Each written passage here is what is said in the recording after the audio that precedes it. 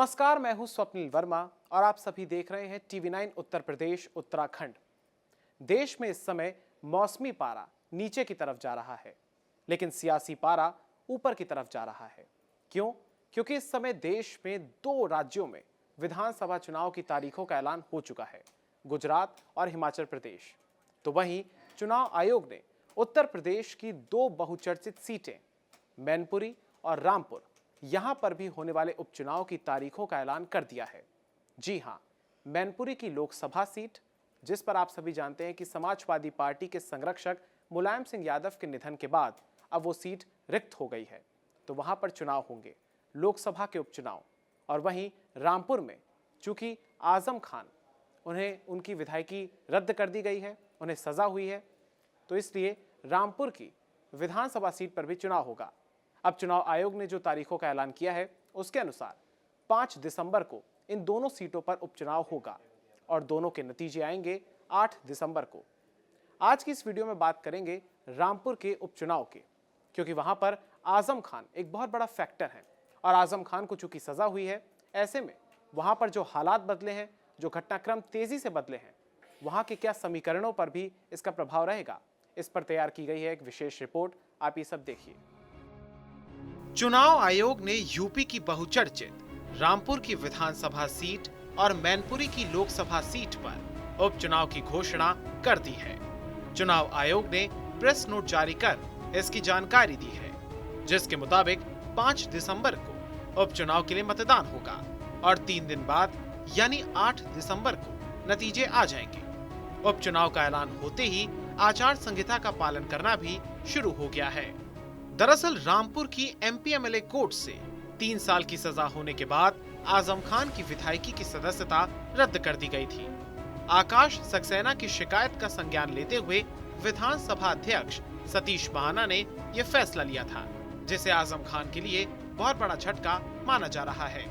आपको बता दें, रामपुर में लगातार दूसरी बार ऐसा मौका आया है जब एक विधायक पूरे 5 वर्ष नहीं रह सके और दोनों ही बार आजम खान ही इसके केंद्र में रहे हैं। पिछली बार आजम खान ने विधानसभा से इस्तीफा दे दिया था और इस बार उनकी सदस्यता ही रद्द कर दी गई है।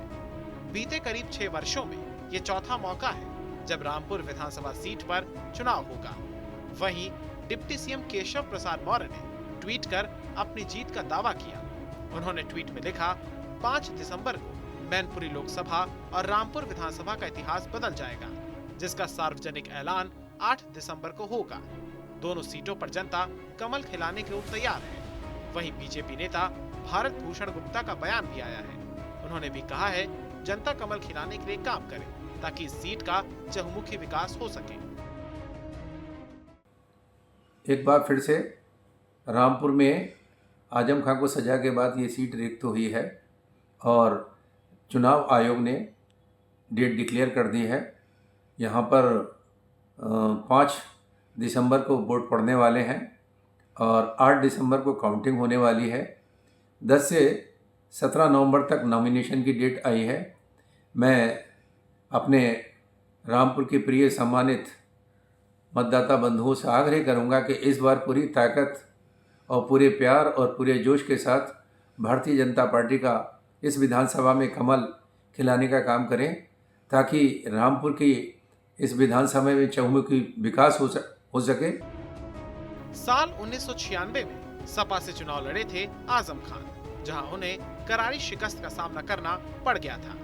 मार्च 2017 में हुए विधानसभा चुनाव में रामपुर विधानसभा पर आजम खान ने लगातार चौथी बार जीत दर्ज की थी। हालांकि 2019 में हुए लोकसभा चुनाव में आजम खान ने रामपुर लोकसभा सीट से चुनाव लड़ा और भाजपा प्रत्याशी जयप्रदा को हराकर सांसद बन गए। फिर 2022 के यूपी विधानसभा चुनाव में आजम खान रामपुर से 55,141 वोटों के अंतर से जीते थे। आपको बता दें, कई अलग अलग मामलों में समाजवादी पार्टी के विधायक रहे आजम खान 27 महीने तक जेल में रह चुके हैं। आजम खान की सजा के ऐलान के बाद विधानसभा की उनकी सदस्यता रद्द हो गई थी, जिसके बाद से रामपुर विधानसभा सीट खाली हो गई थी। वहीं समाजवादी पार्टी के संरक्षक मुलायम सिंह यादव के निधन के बाद मैनपुरी लोकसभा सीट खाली हो गई थी। आजम खान के सामने कई चुनौतियां हैं। पहली चुनौती है शक्ति प्रदर्शन की, दूसरी चुनौती है अपने साख और सम्मान को बचाने की, क्योंकि आजम खान को भी ये साबित करना है कि भले ही इस समय वो बैकफुट पर हैं, लेकिन उनका प्रभाव इस सीट पर कम नहीं हुआ है, इस प्रदेश की राजनीति में कम नहीं हुआ है। हालांकि आप सब जानते होंगे कि उनके बेटे अब्दुल्ला आजम विधायक हैं, लेकिन आजम को निजी तौर पर भी अपने सियासी सूर्य का उदय हमेशा कायम रखना होगा। ये बहुत बड़ी चुनौती है उनके सामने। ऐसे में देखना होगा कि क्या इस सीट पर जो आने वाले समय में कुछ ही हफ्तों में इसके नतीजे आ जाएंगे, क्या साइकिल अपनी रफ्तार पकड़ेगी या फिर यहां पर कमल ही खिलेगा।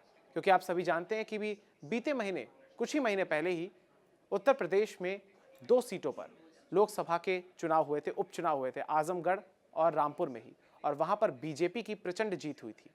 ऐसे में समाजवादी पार्टी के लिए अब ये एक अग्नि परीक्षा की तरह है, क्योंकि नेताजी के निधन के बाद अब वहां पर क्या जनता उसी तरीके से समाजवादी पार्टी को उसके साथ रहती है या फिर बदलाव होता है, ये देखना होगा। नमस्कार।